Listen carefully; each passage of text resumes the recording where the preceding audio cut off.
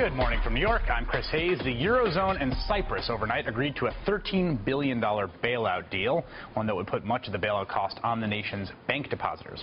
And Pope Francis had his first meeting with the media this morning, saying he wants to have a poor church for the poor. We'll have more on the new Pope in just a minute. Right now, I am joined by Anthea Butler, Associate Professor of Religious Studies at the University of Pennsylvania, Roland Flamini, former correspondent for Time magazine, where he covered the Vatican, now contributing writer at the Congressional Quarterly Press, Jacqueline Noli Echegaray, Senior International Program Associate at Catholics for Choice, and my friend Father Bill Daly, lecturer at Notre Dame's Law School and Thomas More Fellow, the Center for Ethics and Culture. Great to have you here on this Saturday morning. On Wednesday, Cardinal Jorge Mario Bergoglio of Argentina was elected through a secret ballot to be the 266th pontiff of the Roman Catholic Church. Cardinal Bergoglio, now Pope Francis, is 76 years old, the first Jesuit pope, and perhaps most interesting, the first pope from Latin America, a region of the world that, along with Africa, has represented a major source of growth for the Catholic Church over the past 100 years. In 1910, 65% of all Catholics resided in Europe, 24% in Latin America and the Caribbean, and less than 1% in sub-Saharan Africa. Now the Church looks radically different. In 2010, just 24% of Catholics resided in Europe, 39% in Latin America and the Caribbean, and 16% in sub-Saharan Africa. The elevation of Bergoglio to the papacy appears to represent an acknowledgement by the cardinals of the changing demographic power centers of the Church, but other elements of his background make it unclear what else his election portends. Though Argentinian by birth, his parents were from Italy, and like many popes before him, Bergoglio is a fierce advocate for the poor and theologically in line with his predecessor. His role as head of the Jesuit order during the height of Argentina's vicious, brutal, dirty wars, which are estimated to have killed up to 30,000 people, spurred allegations of church silence at best and complicity at worst, the worst charges which both Bergoglio and the Vatican strongly deny.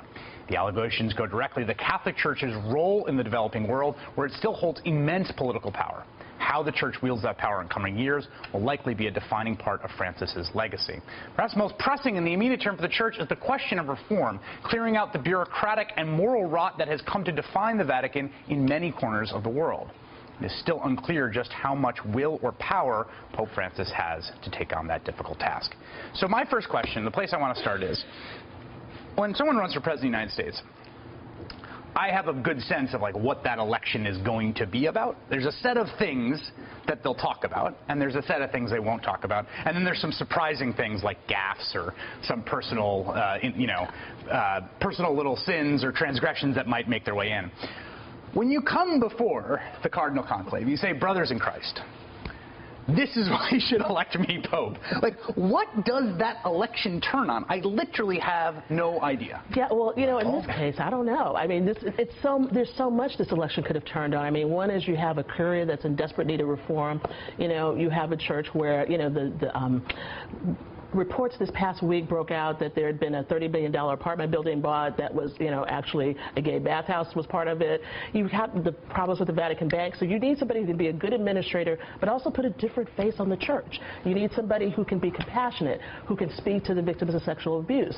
So you need somebody who's not so much of a theologian as Benedict was, or you need someone who doesn't, pays attention to the outside world, but doesn't pay attention to what's going on inside of the curia, as Pope John Paul II was. So you have this sort of balancing sheet, and then you've got a meeting where you can get up and you can say everything before the conclave and give your 5-minute spiel about how good you are, and then everybody has to decide. I mean, is that how it works? You get up in front of your... Well, first of all, you have a numerical problem. Yes. In the presidential election, you end up with two people, one on one side and one on the other. In a conclave, theoretically, you end up with 157 candidates. Right. Because every single one of them is papabile to the extent that he's a prince of the church. I mean, they don't necessarily have to elect somebody from the cardinals, as far as I know. They can, in fact, decide to co-opt somebody from outside if they want to. I thought it was on Bono.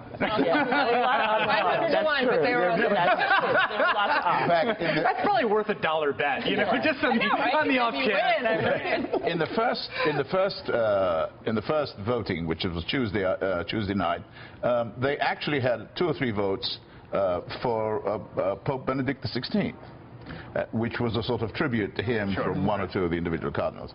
And then eventually it boils down to, it's a process of elimination, really. And the other thing about it, of course, is that you don't campaign. Right. Whereas, you campaign to death in an American election until everybody's absolutely exhausted. In this whole business, and it takes, you know, what, a year and a half. Yeah. This thing takes 4 days, and you don't campaign. And there is a saying in Rome that says that if you enter the conclave a pope, you come out a cardinal. Right, right. What meaning it is incredibly, the norm is that you do not cultivate, you don't, if you're seen as having campaigning or wanting the job, that is a strike against. So the electoral rules also matter. So in going to the last conclave, John Paul II had changed the rules such that after a certain number of ballots, I think it was 10, a simple majority would have won.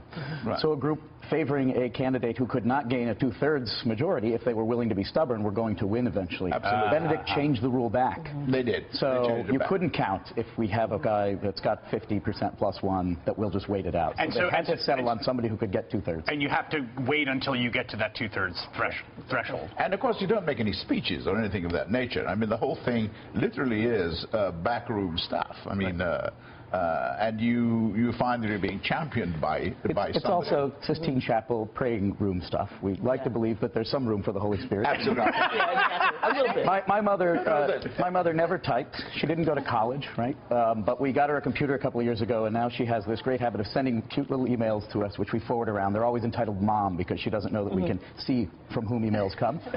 And so the Mom email that she sent to my non-practicing Catholic sister said, "We have a new Pope. He is an advocate for the poor." And what the Pope, we hope, was praying for, and what we hope they were praying about, is the Pope is a face of the Church who introduces Christ to the world. I agree that there are massive administrative problems, and I certainly hope and pray he will be a good administrator. But I am optimistic, cautiously, that the way he has tried to introduce Christ to the world through the papacy as he is going to shape it, by considering himself, by calling himself Francis, choosing that name, I'm optimistic about where he thinks the Church needs to be in introducing the world to Christ in his time. I think most Catholics would agree that there are a lot more than administrative problems at this point in the Church, unfortunately.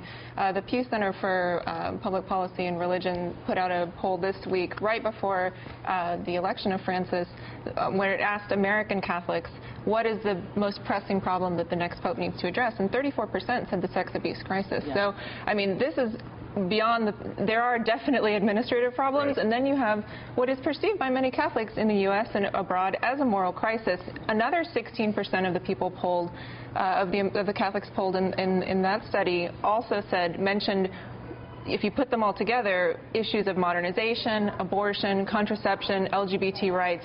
These are issues, I mean, you're looking at not just a geographic diversity, which you mentioned at the opening of the program, but a diversity amongst Catholics that you have people who are routinely, usually always using contraception. You have gay and lesbian and bi Catholics who want to be embraced as part of their church. But I agree, and obviously that is where my politics come from. But it just seems to me that those politics are just never going to enter in a papal conclave, right? It's a conclave happening within the confines of orthodoxy, which is why, but I mean, just definitionally, there are no women there, for example. Exactly. Right. There are no women there. There is no one there who believes in, a legalized abortion. Presumably, maybe someone we don't know that does. To be true. Right. But I guess my point being that I think part of the difficulty of interpreting the conclave and interpreting the choice is precisely that the lens through which it is refracted to us, right, are the places in which these kind of political commitments and religious orthodoxy bump up against each other, right? The issues that face Catholics in public life